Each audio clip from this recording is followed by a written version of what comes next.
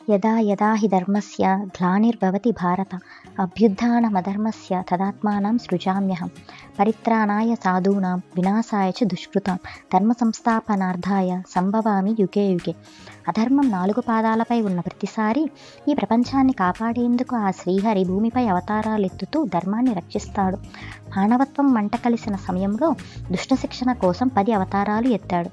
ఇందులో మొదటి అవతారం మత్స్యావతారం, అంటే చేప రూపంలో వచ్చి దుష్ట శిక్షణ చేస్తాడు. అసలు ఆ శ్రీహరి చేప రూపంలో మారడానికి కారణమేమిటి తదితర విషయాలను ఇప్పుడు తెలుసుకుందాం. ద్రవిడ దేశ రాజైన సత్యవ్రతుడు కృతమాలికా నదీ తీరంలో నిష్టగా తపస్సు చేస్తుండేవాడు. ఒకనాడు ఆ రాజు జలతర్పణం చేయడానికి నీటిని దోసిట్లో తీసుకున్నాడు. అందులో ఒక చిన్న చేపపిల్ల కనిపించగానే ఉలిక్కిపడి దాన్ని తిరిగి నీటిలో వదిలిపెట్టాడు. అప్పుడు ఆ చేపపిల్ల రాజును ఆ నదిలో చిన్న చిన్న చేపపిల్లలను పట్టుకొని మింగే పెద్ద చేపలున్నాయని, అందువల్ల ఉండలేక ఆయన దోసిట్లోకి వచ్చానని, తనను అలా నీటిలో తిరిగి విడిచిపెట్టడం న్యాయమేనా అని ప్రశ్నించింది. తన మీద రాజుకు దయలేదా అని అడిగింది. అంతేకాకుండా జాలరులు కూడా వచ్చి వల విసిరి తనను పట్టుకుపోయే ప్రమాదం ఉందని, అందువల్ల తనను రక్షించమని వేడుకుంది. ఆ మాటలకు కరుణాకరుడైన రాజు నీళ్లలో ఉన్న చేపపిల్లను మెల్లిగా తన కమండలం జలంలో పెట్టి తాను ఉండే చోటుకు తీసుకుపోయాడు. ఒక్క రాత్రి అయ్యేసరికి ఆ చేపపిల్ల కమండలమంతా నిండిపోయి అందులో కదలడానికి చోటు లేక తనను వేయడానికి కొంచెం పెద్ద పాత్ర తెమ్మని అడిగింది రాజును. క్షణంలో ఆ పాత్ర అంతా నిండింది చేపపిల్ల. మరొక పాత్ర కావాలని అడిగింది రాజును. అప్పుడు దాన్ని ఒక చిన్న మడుగులో విడిచాడు రాజు. అప్పుడు ఆ చేప ఆ సరోవర జలం కంటే కూడా పెద్దదై తాను తిరగడానికి అది కూడా చాలదని అనేసరికి రాజు దాన్ని మరొక పెద్ద జలాశయంలో విడిచాడు. చేపపిల్ల ఆ జలాశయం కంటే అది అధికంగా పెరిగి చేసేదేమీ లేక దాన్ని మహాసముద్రంలో విడిచిపెట్టాడు. వెంటనే పెద్ద పెద్ద ముసళ్ళు తనను మింగుతాయని బయటకు తీయమని ఎలుగెత్తి అరిచింది ఆ చేప. అప్పుడు ఇది సాధారణ మత్స్యం కాదని నిశ్చయించుకున్నాడు రాజు. ఎవరా చేప అని, ఒక్క రోజులోనే ఎలా ఇన్ని యోజనాలు విస్తరించావని, దానిలాంటి చేపను తానెప్పుడూ చూడలేదని, ఎందుకు తనను ఇలా తిప్పుతున్నావని అడిగాడు రాజు ఆ చేపను. సత్యవ్రతుడు అది అంతా విష్ణుమాయ అని గ్రహించి శ్రీహరిని స్తుతించాడు. వందనాలు పురుషోత్తమ అని అన్నాడు.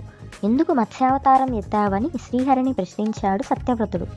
యుగాంతంలో ప్రళయ సమయంలో ఒంటరిగా విహరించడానికి వచ్చానని జవాబిచ్చాడు మత్స్యరూపంలో ఉన్న శ్రీమన్నారాయణుడు. ఇంకా ఇలా అన్నాడు. ఈ రాత్రి గడిచిన తరువాత రాబోయే 7వ రోజుతో బ్రహ్మకు ఒక పగలు పూర్తవుతుంది. అప్పుడు భూలోకంతో సహా ముల్లోకాలు ప్రళయ సముద్రంలో మునిగిపోతాయి. అప్పుడు నా ఆజ్ఞానుసారం ఒక పెద్ద నావ నీ దగ్గరికి వస్తుంది. దాంట్లో ఔషధీ సమూహం, సమస్త బీజరాశులు ఉంచి ఆ ప్రళయ సముద్ర జలాలలో విహరించు. సప్తర్షులు నీతో కలిసి ఉంటారు. అప్పుడు వెనుచూకటి కమ్ముకుంటుంది. మినుకుమినుకుమనే ముళ్ళ శరీర కాంతిలో నావ తేలుతూ ఉంటుంది. దాన్ని సముద్ర అలలకు లోను కాకుండా, ప్రమాదం జరగకుండా నేను కాపాడతాను. నా ఆజ్ఞానుసారం ఒక పెద్ద సర్పం కనిపిస్తుంది. నావ తిరగబడకుండా ఆ పాముతో నా కొమ్ము చివర నావకు కట్టి బంధించు. నీకు మునులకు ఎలాంటి అలజడి లేకుండా ఆ రాత్రి పూర్తయ్యేదాకా నేను రక్షిస్తాను. దీని కొరకే మత్స్యావతారం ధరించాను అని చెప్పి అదృశ్యమయ్యాడు. సత్యవ్రతుడు ప్రళయకాలం కోసం వేచి చూడసాగాడు. ఇంతలో కల్పాంతం ప్రవేశించింది. ఎడతెరిపి లేకుండా వర్షాలు కురిశాయి. జలరాశి కట్టదాటి భూమండలాన్ని ముంచేసింది. సముద్ర జలాలు హద్దులు దాటి ఆకాశమంతా వ్యాపించాయి. సమస్త జీవరాశులు ప్రాణాలు కోల్పోయాయి. బ్రహ్మ శరీర బడలికతో సృష్టి కార్యాన్ని మానేశాడు. గురక పెడుతూ నిద్రపోయాడు. ఆయన ముఖం నుండి వేదాలు ఉత్పన్నమయ్యాయి. హయగ్రీవుడనే రాక్షసుడు వాటిని అపహరించి సముద్రంలోకి ప్రవేశించాడు. 1,00,000 యోజనాల పొడవు గల మత్స్యరూపాన్ని ధరించిన మహావిష్ణువు ఆ వేదాలను రక్షించాలని నిర్ణయించుకున్నాడు. సాగర గర్భంలో ఆ ప్రళయ జలాలలో వేదాలను అన్వేషించడం ప్రారంభించాడు. ఇది జరగడానికంటే ముందు నారాయణుడు చెప్పినట్లే వచ్చిన నావలో సత్యవ్రతుడు, మునులు ప్రయాణిస్తుండగా మహామీనాన్ని చూశారు. దాని కొమ్మకు పెద్ద పామును తాడుగా కట్టాడు. మహావిష్ణువును కీర్తించసాగారు. ఇలా కీర్తిస్తున్న మునులకు మత్స్యరూపంలో మహాసముద్రంలో విహరిస్తున్న శ్రీహరి సాంఖ్యయోగంతో కూడిన వేద సంహితను ఉపదేశించాడు. ఆ విధంగా ప్రళయరాత్రి పూర్తయ్యేదాకా జలాచరకారంలో నారాయణుడు సంచరిస్తూనే ఉన్నాడు. ఇంతలో వేదాల దైన్యాన్ని చూసి తోకను సారించి పెద్ద చేప ఆకారంలో ఉన్న శ్రీ మహావిష్ణువు హయగ్రీవుడిని వధించాడు. అంతటితో ప్రళయకాలం ముగింపుకు వచ్చింది.